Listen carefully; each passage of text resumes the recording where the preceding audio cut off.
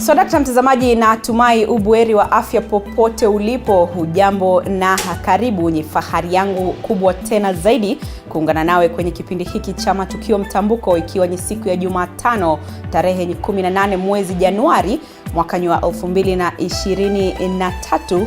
Chini ya saa 2 zijazo ni kujuze matukio na matokeo kadri yanavyozidi kutukia na kutokea. Na katika awamu yetu ya pili ya kipindi hiki tutakuwa na mjadala, na leo tunajikita katika masuala ya elimu, ambapo tutakuwa tunaangazia swala zima la mustakabali wa elimu humu nchini, ikizingatiwa kwamba hivi majuzi waziri wa elimu Ezekiel Machogu aliweza kutangaza wanafunzi na jinsi ambavyo watakuwa kijiunga na kidato cha kwanza, hali kadhalika shughuli nzima ya ukaguzi wa shule za msingi kutathmini iwapo zina uwezo wa kusitiri wanafunzi wa shule za sekondari kiwango cha chini ingali inaendelea kote nchini. Utakuwa unapata fursa kusema nasi kupitia mitandao yetu yote ya kijamii. Kwenye Facebook tuko live TV47 Kenya, Twitter ni @TV47KE na @Kilemi_Andrin. Karibu kwenye kipindi hiki. Mie ni mwanahabari wako Andrin Kilemi. Na tunaanza kwa kuangazia tu baadhi ya taarifa tulizozipa kipaumbele. Mtazamaji, kwenye kiwambo chako iwapo unaweza kutazama, ni kwamba tunazo taarifa kemkem tulizoziandaa kutoka maeneo mbalimbali humu nchini, kwamba washikadau wa jamii ya Ogiek watakuwa wakifanya kikao. Vilevile kuna swala zima la mzozo kuhusu changarawe kule kaunti ya Makueni, na vilevile ufadhili wa elimu katika kaunti ya Trans Nzoia ungali unaendelea, na ufadhili huo unaendelea katika kaunti ya Kwale vilevile, na hali kadhalika patakuwepo na uteuzi wa mawaziri katika kaunti ya Mombasa, huku machifu wa kaunti ya Uasin Gishu wakikamatwa kwa madai ya ubakaji. Mtazamaji, ni miongoni tu mwa taarifa tulizozipa kipaumbele kwenye kiwambo chako. Ofisi ya Ombudsman kuandaa kikao na washikadau wa jamii ya Ogiek ni taarifa ambayo niligusia hapo awali. Kesi ya mauaji dhidi ya maafisa 6 wa polisi wanaodaiwa kumuua mshukiwa wa mauaji vilevile imeanza, na kwa hayo ni kupatie methali ya siku.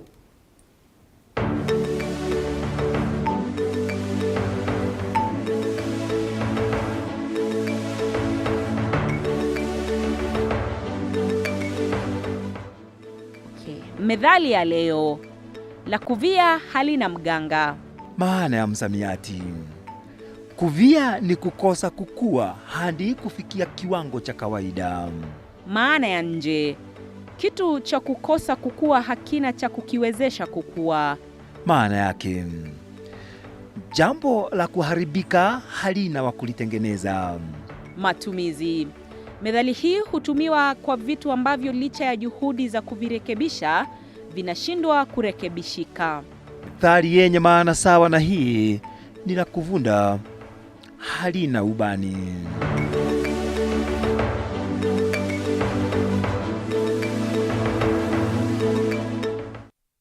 Karibu kwenye taarifa kamili. Chini ya miezi 6 kabla ya mwaka mmoja ambao ulitolewa na mahakama ya Afrika kule Arusha kwa serikali kutimiza uamuzi wa mahakama hiyo kwa jamii ya Ogiek inayoishi katika msitu wa Mau kukamilika, jamii hiyo sasa inasema kuwa bado serikali haijatekeleza maagizo ya mahakama hiyo. Hii leo tume ya utekelezaji wa haki imeandaa kikao na wawakilishi wa jamii hiyo na taasisi za serikali kujadili mbinu za kutekeleza maagizo ya mahakama hiyo ili kuhakikisha jamii hiyo imepata haki. Baadhi ya maagizo ni kuwa jamii itambulike na serikali kama walinzi wa msitu wa Mau na kupewa hati miliki ya shamba ambalo wanamiliki ili kuzuia uharibifu wa misitu zaidi. Hebu tuvuke moja kwa moja tusikilize yanayojiri. Commission also to give us a brief feedback on this discussion that we are having today. Welcome, Commissioner. Okay, thank you very much. Good morning, everyone. Chair of the CAJ, Honorable Florence Kajuju, Commissioners, Representative from Interior, Attorney General, the Ogiek Community Katiba Institute, ladies and gentlemen.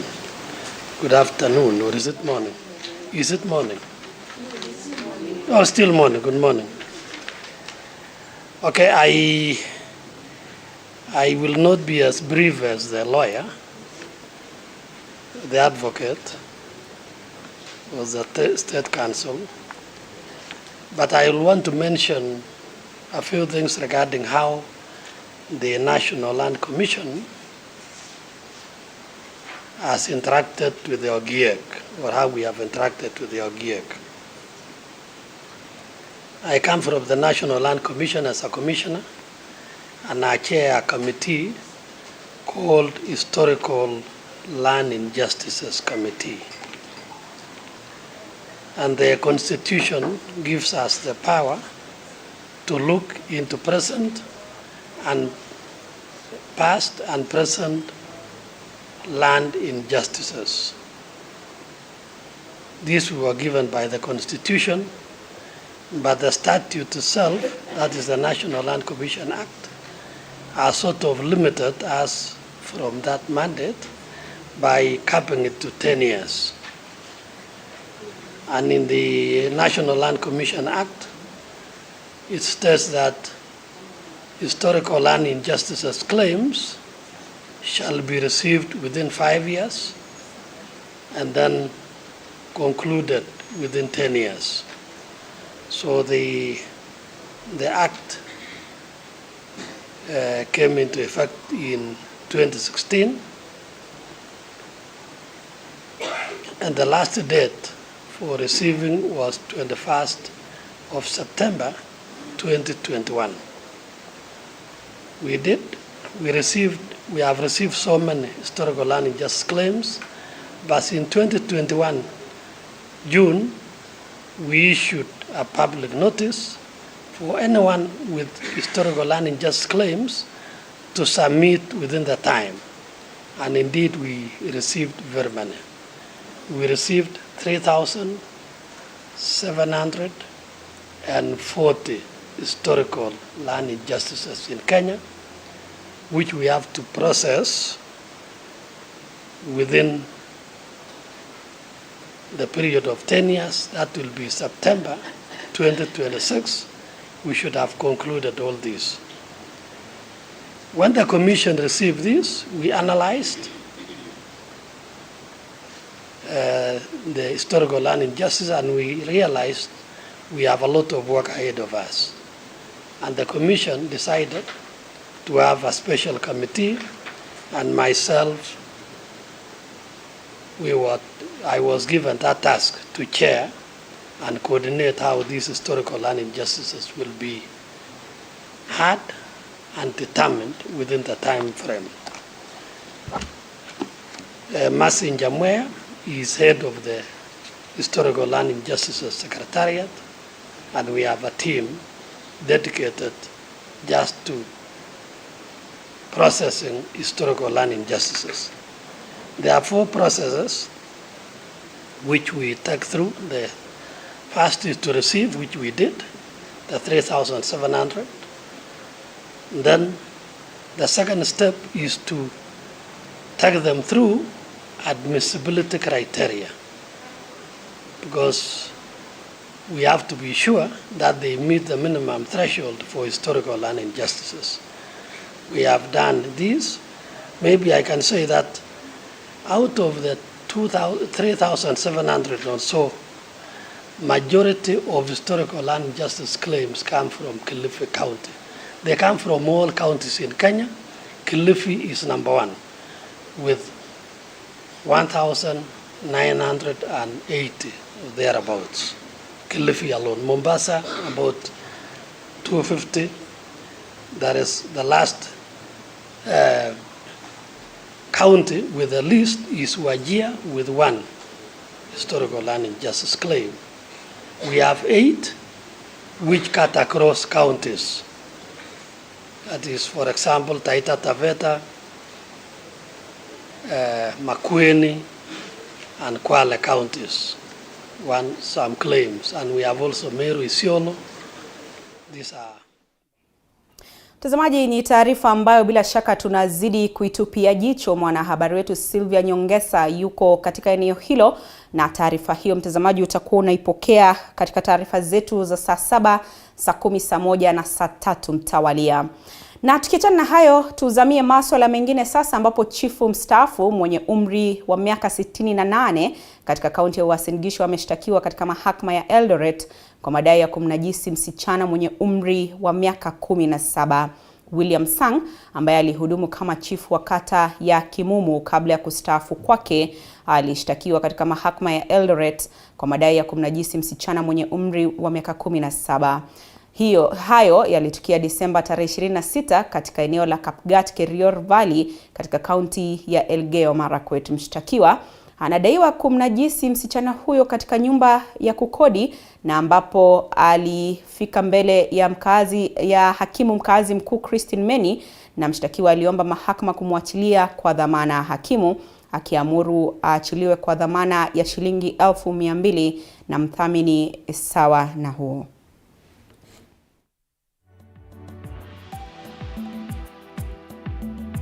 Na jamii ya Bajuni imempongeza gavana wa kaunti ya Mombasa Abdul Somad Sharif Nasir baada ya kumteua mmoja wao Bwalari Kame kuwa waziri wa elimu na masuala ya kidijitali katika kaunti hiyo. Wamesaidika kuwa hatua hiyo ni muhimu katika kuinua hadhi ya jamii ya Bajuni isiyofahamika sana humu nchini, na ambayo imekuwa ikipinga kusahaulika kwao katika masuala muhimu ya taifa. Zaidi, wameahidi kushirikiana pamoja na serikali ya Abdul Somad katika kutekeleza maazimio yake kwa wenyeji, na muhimu zaidi kupambana na umoja wa wapwani bila ubaguzi wa rangi, dini wala kabila. Tunashukuru. Kama vile mtu akitufanyia baya sisi hujitetea, na tukifanywa zuri nao lazima tuoneshe kwamba yule alofanya uzuri tunamshukuru. Kwa hivyo tunamshukuru na tutampa support yeye waziri na governor, tutawapa support tuhakikishe malengo wanayoyataka kuyafikia katika kuboresha elimu katika eneo ya Mombasa yamefikiwa. Toka ilipoanza masuala ya utawala wa ugatuzi, kwamba sisi kama Wabajuni kuweza kutunukiwa tunu hii ambao ni tunu kubwa, kwa sababu ya wadhifa ambao walotupa ndio wadhifa mkubwa katika ulimwengu, kwa sababu mwanadamu alipoletwa ulimwenguni aliletwa kwa sababu ya elimu. Hii haikuanza leo, ilianza kitambo. Wazee wetu walipokaa tukakubaliana kuwa na Bajuli Council of Elders ili tuweze kupambana na mambo yetu. Jamii safari hii mara hii imeamua kuwa na umoja, ile unit of purpose imepatikana kwa jamii, ndio matunda yanaonekana. Sikia tetesi wakisema kuwa tumechaguliwa Wabara hapa. Wabara hapa sisi tukizaliwa tumezaliwa na wao hapa. Wamekuja kabla mimi sijazaliwa hapa ndani ya Mombasa. Na ni ndugu zetu Wabara kama mtu yoyote.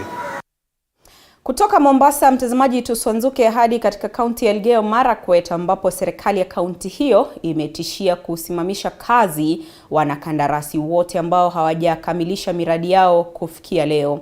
Kulingana na gavana wa kaunti hiyo Wesley Rotich, miradi zaidi ya 200 haijakamilika katika kaunti hiyo kwa zaidi ya miaka 5 zilizopita. Hata hivyo, gavana Rotich amewaomba wakazi kujitokeza na kupiga ripoti kwa ofisi ya gavana iwapo kuna miradi yoyote ambayo haijatekelezwa katika kaunti hiyo. Writing up any project, let us use it to reform our community. So hiyo ni raya mahali ambapo mtakutana na wao. If you have been told that you are going to do the project in 90 days and we are now at 6 months, it shows that you are already in breach of contract. So there is no legal implication when we terminate a project of someone who has not complied with the contract. So we are not saying you terminate someone who is still within contract and doing a good job. But we cannot allow someone to do a shoddy job and we allow him to continue like that. We cannot allow someone, children are waiting to use the ECD school and someone is doing it in 2 years, something that is supposed to be done in 90 days. So we are going to terminate those ones who are outside the contract period, outside the contract terms. We are not saying we are going to do any witch hunt, but we want to tell any contractor, if you are a serious contractor, this time round, we are not going to leave you oppress our people. we will remove you before you oppress the people. Because if you are in an hospital, if you are doing an hospital, our people get sick and they are not coming to hospital because you have not done your work. It is unfair. And I will not allow, as the governor of this region, I know some will think that we are targeting them, but I think I better protect the public instead of protecting one person. If the hospital is being used by 1,000 people and we are only protecting one contractor, it's better we sacrifice that one contractor and then we make sure that 100 people or 1,000 people get good services. Na hali ya majonzi ilitanda katika kijiji cha Jageri, eneo bunge la Webuye Magharibi, kwenye hafla ya mazishi ya afisa mmoja wa mamlaka ya kusimamia ujenzi wa barabara nchini Kenya, Oliver Iyaya, aliyeuawa kwenye shambulizi linalodaiwa kusababishwa na wanamgambo wa Al-Shabaab kule Garissa, lililowaua wahandisi 4 wa Kenya. Wakiongozwa na mbunge wa eneo bunge hilo Martin Wanyonyi, viongozi wa eneo hilo wameendelea kutoa wito kwa waziri wa usalama wa ndani Kithure Kindiki kuhakikisha ulinzi umeimarishwa katika maeneo ambayo yamekuwa hatarini kwa miaka nenda miaka rudi. Waziri wetu, Waziri Profesa Kindiki, ya kwamba tumekupatia kazi kama bunge na kama nchi, wewe kumaliza Al-Shabaab. Hatutaki story, hatutaki press conference. We want to see action from your ministry. Tunataka pia sisi tuone Al-Shabaab wangapi ambao tunahesabu mili ambayo serikali yako imeua sababu wanao watu wa Kenya. Wakaweze kunisaidia watoto wangu wakasome. Ilikuwa saa 6 hivi wakanipigia simu ati gari lake la gazi limelipuliwa na Al-Shabaab na amefariki. Hapa kanisa liko hapa, tuombee vijana wetu ambao wanaishi kule Garissa na kwingine. Hatutafurahia kuona kifo kama hiki, ni cha uchungu. Hawana mafubakasingia na wakiongea, mimi nikasikia majosi na nitoka. Nikiona wasi anaongea anasema wako huko. Nikiona wengine kila engineer Fuka ni wengine wako huko, nasikia uchungu. Na mtazamaji, wakazi wa eneo bunge la Kabete, kaunti ya Kiambu, wamewataka maafisa wa polisi, viongozi wa kisiasa na mahakama kushirikiana katika vita dhidi ya pombe haramu na dawa za kulevya zinazoathiri vijana kwa wingi. Wakazi wa kijiji cha Kahuho sasa wanataka serikali inayoongozwa na Rais William Ruto kurekebisha sheria ya mahakama inayofanya mapambano dhidi ya dawa za kulevya kuwa ngumu zaidi kwa kuwaadhibu wanaouza dawa hizo na faini ya pesa kidogo. Naibu kamishna wa kaunti ya Kabete Caroline Imaya amewataka wakazi kuwaripoti wauzaji wote wanaouza dawa haramu na kuhatarisha maisha ya Wakenya maeneo hayo. Narudi tena. Sisi tuko na stress. Sasa tunataka president wetu Samuel Arap Ruto ingia kotini ufanyie hiyo yote uchafu. Na wale ambao wanauza pombe ya baa wauze masaa ambayo inafanya nini?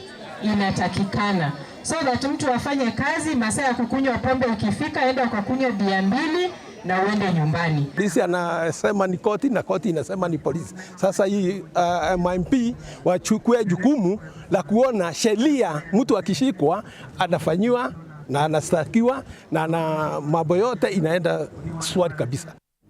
Na mbunge wa Mbere Kaskazini Geoffrey Ruku ameahidi kuwasilisha mswada wa kubadilisha sheria kwenye bunge itakayowaruhusu wakazi wa eneo bunge hilo kulima katika shamba linalodaiwa kunyakuliwa na mamlaka ya maendeleo ya Tana Athi River.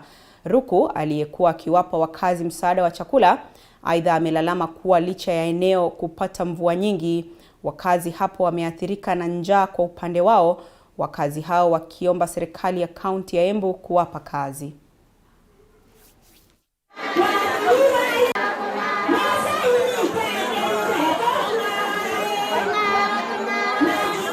Ongea hivyo nikuwe na uchungu mkubwa kabisa. Kwa sababu watoto wamesoma, wanadanda, vijana, hata wazee wengine ambao hawajafikisha miaka ya kupata tu. Kwa hivyo mheshimiwa, tunakutuma huko uangalie leo tutasaidika. We cannot continue begging for food year in, year out. When we have land, which was the land of our forefathers, and we cannot be able to farm in that land. We want to say that let this be the last day we are coming here, or the last season we are coming here for the purposes of food distribution. We want our land back. We want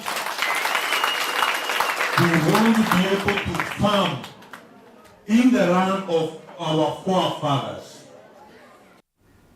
Na wakazi wa Kirima katika wadi ya Olkeri, eneo bunge la Kajiado Kaskazini, wanaishi kwa hofu baada ya kisa cha hivi karibuni ambapo nyati mmoja alimshambulia kijana na mzee na kuwaacha wawili hao na majeraha mwilini. Kulingana na Alice, wakazi eneo hilo wamelazimika kuwasha moto usiku mzima ili kuwazuia nyati hawa kuwavamia. Aidha, Alice anadokeza kuwa wazazi sasa wanahofia usalama wa watoto wao wakielekea shuleni asubuhi, huku msimu wa kiangazi ukiendelea kukithiri eneo hilo, na wakazi hawa sasa wakitaka idara ya KWS kuingilia kati.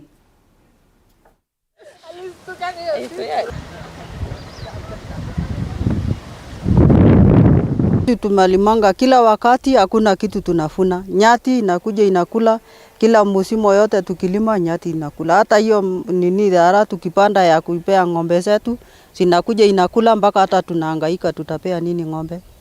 Sasa tunaomba tu tupate usaidizi, tusaidiwe tuone vile hii wanyama tutawafanya. Sasa ikiendelea namna hiyo, watu watakuja kuumia zaidi sana, kwa sababu anajua grupu ya nyati ikiwa mingi ni afadhali, lakini sasa kuna nyati 2 ama 3 wanasunguka hapa na wanakuja mapema sana. By saa 1 tayari zimefika area. Sisi hapa tunalala nje kuchunga hizi mashamba, kwa sababu tunaona kwamba hii kiangazi imekuwa mingi sana. Tunajaribu kutetea hizi mahindi tuone kama mvua tunaweza kupata mvua, ndio tuone kama tunaweza kupata chakula. Lakini sasa tunahofia wa maisha yetu sasa kwa ajili ya hizi nyati.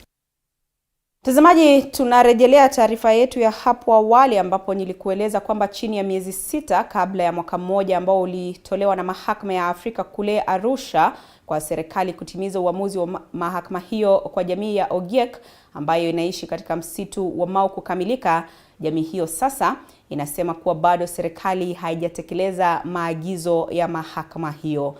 Na hii leo Tume ya Utekelezaji wa Haki imeandaa kikao na wawakilishi wa jamii hiyo na taasisi za serikali kujadili mbinu za kutekeleza maagizo ya mahakama hiyo ili kuhakikisha kwamba jamii imepata haki.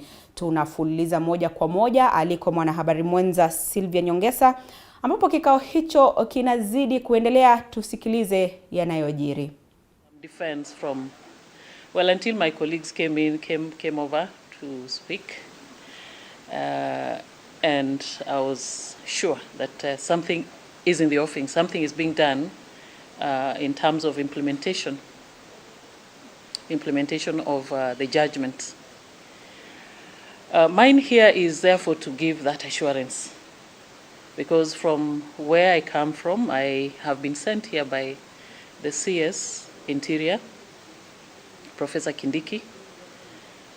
And that's an indication enough that there's interest in ensuring that implementation is done by government agencies, whom mainly his responsibility is to coordinate them. And so on his behalf, on the behalf of Interior, I want to assure the community, I want to assure also the Ombudsman that as we take off in the new era, under the new administration, it's not lost to any of us what the priorities are. Priorities are service to the community and to Kenyans of all walks, without discrimination, without leaving anyone behind. So nawahakikishieni ndugu zetu kutoka Ogiek community, mwaka ni huu, hamtahangaika tena. Now, I want to echo the sentiments of Professor from NLC, that actually it's time. We need to take the shortest time to sit together as government agencies concerned with the areas of in implementation, so that we move very fast and maybe catch up with time, because it seems we only have less than 6 months to go. I don't see why we cannot achieve at least a huge percentage of what is required of us. And what we cannot achieve, we'll definitely be able to achieve to understand when maybe have a program of achieving those, especially on compensation. Otherwise, ndugu zetu, they can attest. I actually expected Daniel, I expected him to acknowledge that we are working very closely together in the field with administrators, national government administrators, in terms of inclusivity, in terms of communication together, in terms of even engagement, several engagement areas of engagement. And we have a number of chiefs and assistant chiefs from the community. That's just one of the areas of inclusivity. And I can see from the smiles that I'm not, sisemi uongo sio, ni ukweli. Hi, asante, thank you very much for this opportunity. Asante.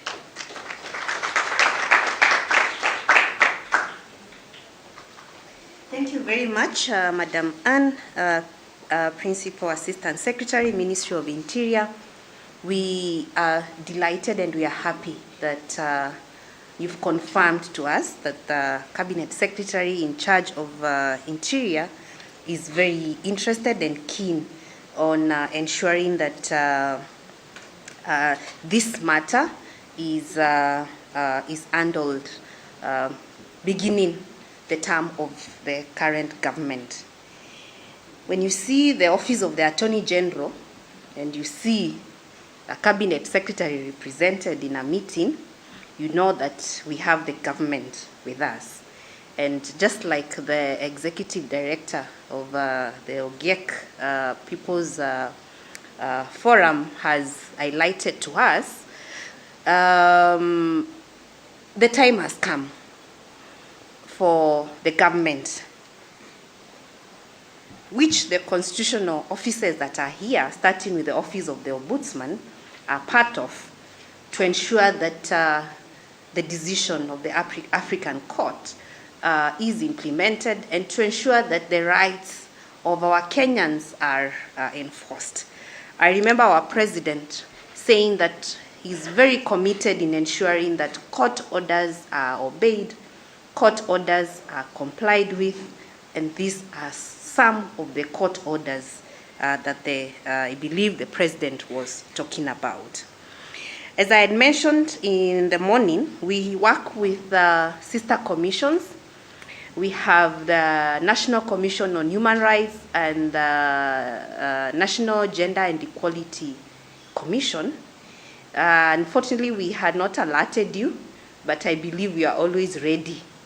So allow me to invite the representative of the National Commission on Human Rights to come and just give us brief feedback or just to say hi to us. And the representative of the Gender and Equality Commission prepares themselves to say something. Kindly find your way.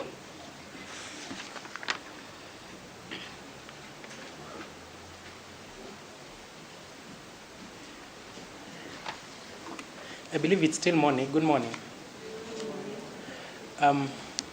Thank you, Madam.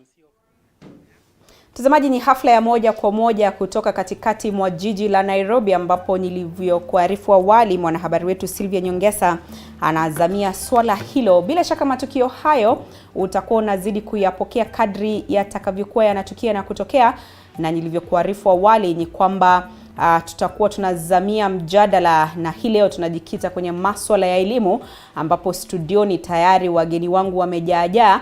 Watakuwa kitusaidia katika kuchanganua na kudadavua masuala mazima, ambapo tutakuwa tunaangazia uteuzi wa kidato cha kwanza. Vile vile tutakuwa tunaangazia ule ukaguzi ambao unaendelea kote nchini wa shule za msingi kutathmini iwapo zina uwezo wa kuwasitiri wanafunzi wa shule ya sekondari kiwango cha chini. Yote hayo ni baada ya mapumziko mafupi. Usiende mbali.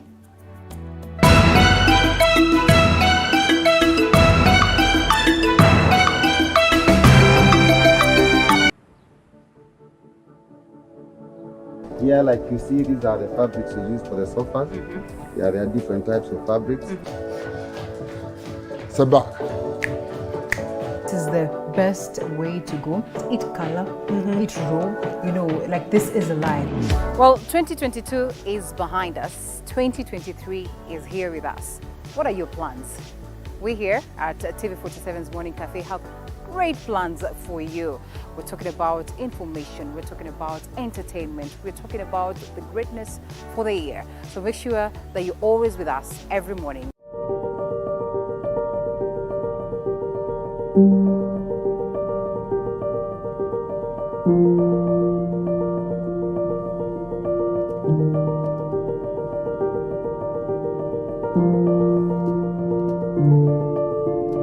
Kwa muonekano wao, hauwezi ukajua waliopitia.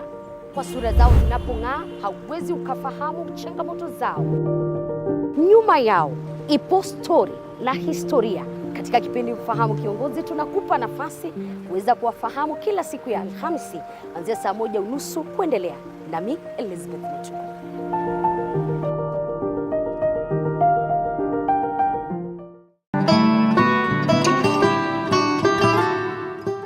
Your health matters, and Body Garage is here to guide you on it. Someone's after using the medication, the virus number of the HIV in someone's body will start to go. My medication, wherever I go, I must make sure I'm committed to my medication. Yes, and I should watch what I'm eating. I should not just eat from everywhere or not just eat anything. We talk mental, physical, and spiritual health. Join us every Thursday at 8 p.m.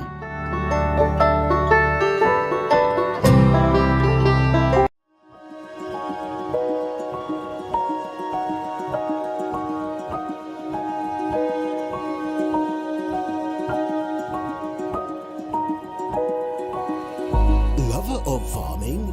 Well, Kilimo Diaries is your home for different farming ventures, crops, animals, and so much more.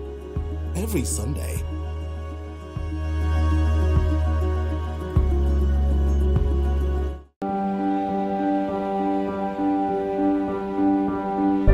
With a new year comes endless possibilities, and as we continue to tell the stories of those abled differently,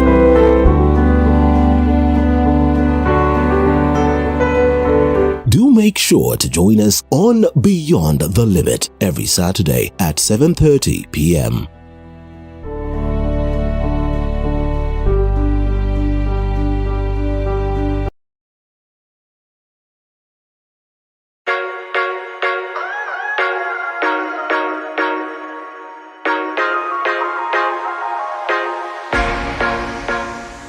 It's a new year, and with a new year, it means new business ideas, new trends in the market, and new tips to make your current business even better. Giving an option for a customer to have unsecured financing enables them to get the product today without putting any collateral down. And we here on The Grind will bring you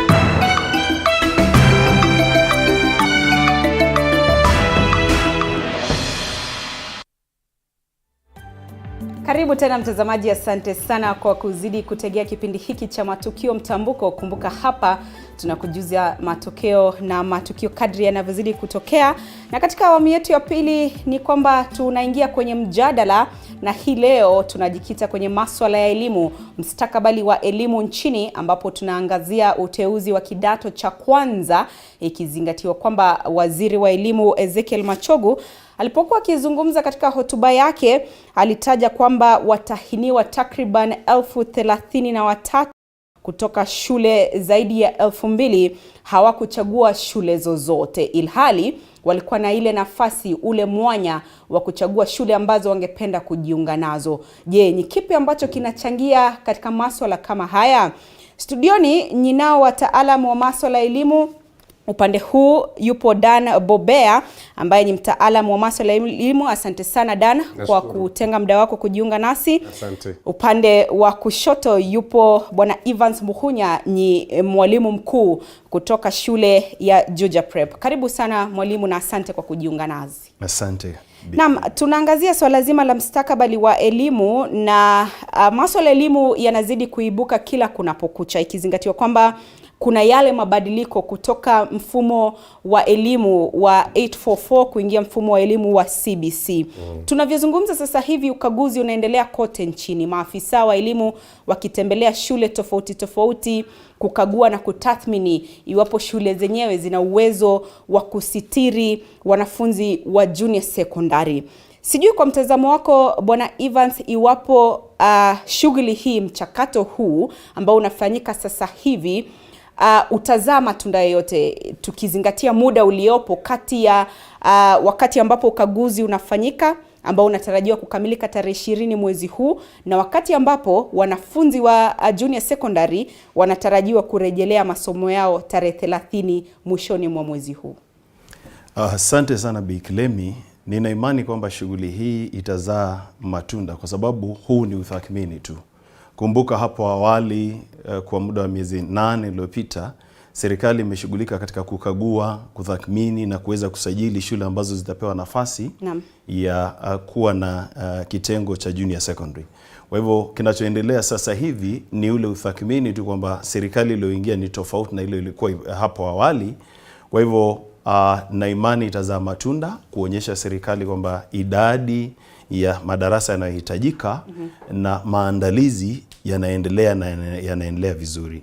Kwa hivyo ni shule ambayo inarejelea zoezi la kupitia kitu ambacho kishafanyika. Kwa hivyo bila shaka kutakuwa na matunda. Asante sana. Bwana Dan Evans anasema kwamba ni shughuli ambayo itazaa matunda. Lakini wadadisi, wachanganuzi wengine wa masuala ya elimu wamesikika wakisema kwamba kwa Kiingereza tarehe 30 Januari wanafunzi watakapokuwa wakirejelea masomo yao itakuwa ni crisis. Kwa sababu labda kidogo kwa mtazamo wao serikali haijajipanga, walimu hawajajitayarisha vilivyo, wanafunzi vile vile na walimu pamoja na washikadau wengine katika sekta ya elimu. Mtazamo wako ni upi?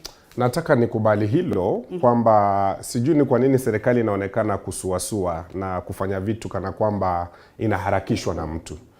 Kwa kweli serikali iliyotoka ile ya Rais Uhuru ilikuwa imepiga hatua. Na maoni yangu kuanzia awali yalikuwa kwamba kwa maadamu hawa wanafunzi walikuwa wanaelekea katika shule za upili, ingekuwa bora zaidi wangeweka katika shule za upili. Sasa hayo ambayo walilazimisha kupeleka katika shule ya msingi yamezua hayo na imeanza kuwalazimu kusijui kuanza kufanya utafiti. Na nataka nikubali hilo analosema kwamba kidogo wanaonekana kuchelewa, maana ikiwa wanafaa kuripoti hiyo tarehe 30 na sasa muda ni kama majuma mawili tu, inakuwa vigumu. Alafu labda kwa sababu tayari waliamua kwamba wanafunzi wanaendelea na shule za msingi, ingekuwa bora tu kwamba basi waendelee na zile shule za msingi ambazo walikuwepo. Sasa unaona wameibuka na jingine kwamba labda kuna baadhi ya shule ambazo hazitaruhusiwa kuendeleza shule za upili, nyingine zitaruhusiwa. Sasa hilo linamwacha mzazi katika njia panda. Je, ajiandae kwa shule ambayo mwanafunzi alikuwa akisoma au ni shule nyingine? Na ikiwa ni shule nyingine bila shaka itakuwa umbali kiasi. Sasa ikiwa umbali huo wanafunzi wataenda kwa namna gani? Kwa hivyo hapo kidogo sijafurahishwa na baadhi ya maamuzi ambayo wale ambao wanamshauri rais na idara ya elimu wanazidi kufanya. Ndio. Tuzidi kuangazia swala zima la mpito kutoka grade ya 6 hadi grade ya 7 ambao kwa sasa ni shule ya sekondari kiwango cha chini. Wanafunzi hawa wanatarajiwa kufanya masomo 12 ya lazima na mengine 7 ya kuchagua. Na tunaangalia na hususan katika shule za umma ambapo labda idadi ya walimu kidogo haitoshi, ila serikali kwa upande wake inajizatiti kuhakikisha kwamba inaajiri walimu hata zaidi. Tume ya kuajiri walimu nchini kupitia afisa mkuu mtendaji wake hivi majuzi wakati wa kutangaza uteuzi wa kidato cha kwanza alisema kwamba shughuli hiyo inazidi kuendelea. Takriban walimu 30,000 wapya watakuwa wakiandikwa ili kusaidia katika kufanikisha mpito ulio sawa. Lakini hili linatosha? Ndilo swali na ndio changamoto, manake unavyosema itakuwa kwamba takriban kila shule ama shule moja itakuwa inampata mwalimu mmoja. Na juzi nimemsikia profesa fulani aliye kwenye tume hiyo ama jopo linalotathmini masuala ya elimu ambalo linamshauri rais, akisema kwamba baadhi ya shule za msingi tayari zina walimu ambao walikuwa na zile shahada pamoja na diploma, kwa hivyo pia wataongeza idadi hiyo kufunza. Lakini ndio nauliza, labda walimu hawa ni wangapi katika kila shule? Kuna baadhi ya shule ambazo hazina mwalimu kama huyo hata mmoja. Kwa hivyo itawalazimu kupata yule mwalimu mmoja atakayetumwa na serikali. Masomo hayo 12 pamoja na yale 7, masomo 19, mwalimu mmoja atafunza namna gani? Niposa mimi nasema Bikilemi kwamba ingekuwa vizuri wangeenda na ule mchakato ambao Profesa Magoha alikuwa ameanzisha, wa kuhakikisha kwamba wanafunzi wa gredi ya 7 wanaenda katika shule za upili. Maanake shule za upili changamoto yake moja tu ilikuwa kwamba walikosa vile vifaa vya malazi, lakini walikuwa na walimu. Sasa hapa inakuwa changamoto. Mimi ninavyoona hapa mbele, italazimu tu serikali kulazimisha shule za upili, walimu wa shule za upili wahakikishe kwamba wanaenda kufunza katika shule za msingi. Hilo tu ndio litawafaa. Bila hiyo itakuwa changamoto sana. Bwana Mkunya, kama mwalimu mkuu wa shule na ambaye unatarajia kuhost wale wanafunzi wa shule ya sekondari kiwango cha chini, junior secondary school, labda kuna changamoto ambazo umekumbana nazo katika harakati ile, au labda kuna zile ambazo unaona iwapo tarehe 30 Januari itafika kutakuwa kidogo na mambo ambayo hayakwendi sawa, ikizingatiwa kwamba muda uliopo pia ni finyu kidogo? Nashukuru. Kulingana nami, maandalizi kwa kiwango haswa shule za kibinafsi tupo mbele. Kule nilipo hatuna wasiwasi, hata wakisema wanafunzi waingie Jumatatu tupo tayari. Kwa sababu maandalizi yetu tulianza hapo kitambo, kusajili shule, kuteua sare za shule na kadhalika. Swala ambalo ningependa kurejelea ni kwamba kuna maoni yanayotolewa kwa wingi, lakini huenda watu hawaelewi mtaala unasema vipi. Mwanafunzi wa shule ya sekondari ya chini, yani junior secondary, yafaa ateue masomo 12 na kisha yale ya ziada ateue moja zaidi au mawili. Kwa hivyo mwanafunzi yote katika kiwango chochote atafanya masomo 14, si 17. Kwa hivyo na ukiangalia ule mtaala ulivyoandaliwa, swala la je, nani anastahili kufundisha madarasa grade ya 7, 8 na 9, ni swala ambalo kwanza tuangalie, je, ni nini kinachofundishwa. Ukiangalia mtaala wa umilisi waegemea pakubwa katika mwanafunzi kutekeleza mambo na mwalimu kuwa kama mwelekezi. Kwa hivyo katika kile kiwango mwalimu akiwa mwelekezi, kule kufuzu kwamba mwalimu awe na shahada au awe na kiwango fulani cha elimu, kidogo watu wanajichukulia ile jambo kwenye uzito ambao ustahili. Nikiangalia ule mtaala haswa ule ambao tuko nao wa grade ya 7, mwalimu aliyebobea katika kufundisha darasa la 8, la 7 na vile vile la 6 ana uwezo wa kumwelimisha mwanafunzi kutumia ule mtaala. Jambo jingine ambalo pia ningependa watu wa Kenya waweze kuelewa kwamba katika idadi ya walimu katika shule huegemea mambo tofauti tofauti.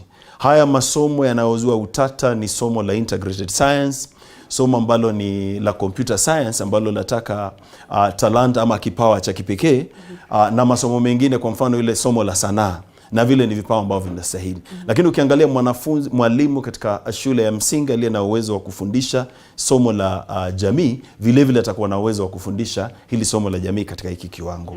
Kwa hivyo huenda serikali ilichelewa, na anavyosema mwenzangu kwamba yale mabadiliko, msukumo ama mwelekeo uliochukuliwa na watangulizi wa waziri Mwachogo, Profesa Magoha naye Daktari Matiang'i, ulikuwa umeelekea kwamba kuna baadhi ya shule zingewekwa kwenye shule za msingi, nyingine zingewekwa kwenye shule za upili, na zile shule za upili zilizolengwa ni zile shule za kaunti ndogo, kwa sababu hawa wanafunzi hawakulengwa kuingia katika shule za malezi, walikuwa wawe katika shule za kutwa kulingana na umri wao.